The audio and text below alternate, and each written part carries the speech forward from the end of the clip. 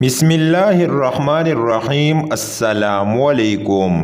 ذکر ہے کہ ایک شخص نے جنگل میں ایک بدصورت چیز دی پوچھا تو کون ہے؟ اس نے کہا میں تیرے برے اعمال ہوں۔ اس شخص نے پوچھا کہ تجھ سے کس طرح نجات ہو سکتی ہے؟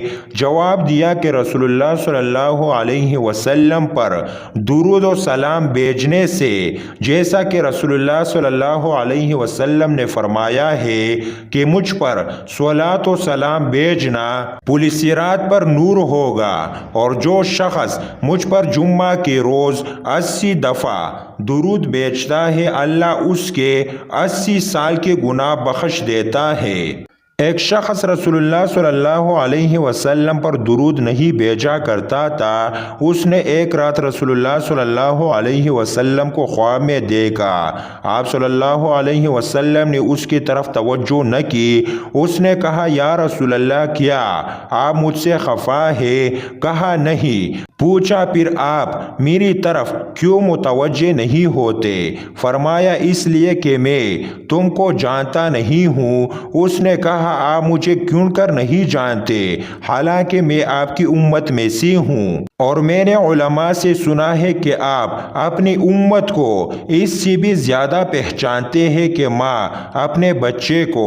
فرمایا کہ انہوں نے سچ کہا ہے، لیکن تو مجھ پر درود نہیں بھیجتا، اور میری امت میں سے جس قدر مجھے کوئی یاد کرتا ہے میں بھی اس سے اسی قدر یاد کرتا ہوں۔ پھر جب وہ شخص خواب سے بیدار ہوا تو اس نے ہر روز 100 مرتبہ درود پڑھنا شروع کر دیا۔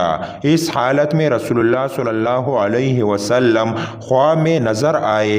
فرمایا کہ اب میں تجھ کو پہچانتا ہوں، اور اب میں تیری شفاعت کروں گا، کیونکہ وہ محبی رسول اللہ صلی اللہ علیہ وسلم ہو گیا تھا۔ اللہ تعالیٰ فرماتا ہے ان سے کہہ دیجئے کہ اگر تم اللہ سے محبت رکھتے ہو تو میری پیروی کرو۔ اس آیات کا شان نزول یہ ہے کہ رسول اللہ صلی اللہ علیہ وسلم نے کعب بن اشرف اور اس کے ساتھیوں کو جب دعوت اسلام دی تو انہوں نے کہا کہ ہم بمنزلہ اللہ کے بیٹوں کے ہیں اور ہم اللہ سے بہت محبت کرتے ہیں۔ تو اللہ نے ان کو متنبہ کرنے کے لیے یہ آیات نازل کی۔ مومنوں کی محبت اللہ کے ساتھ یہ معنی رکھتی ہے کہ اس کے احکام کی تابعداری کرے اور عبادت و اطاعت میں مصروف رہے، اور اس کی رضامندی اور خوشنودی کے طلبگار ہو، اور اللہ کا مومنوں کو دوست رکھنا یہ معنی رکھتا ہے کہ اللہ ان کے اعمال کا ثواب دے گا،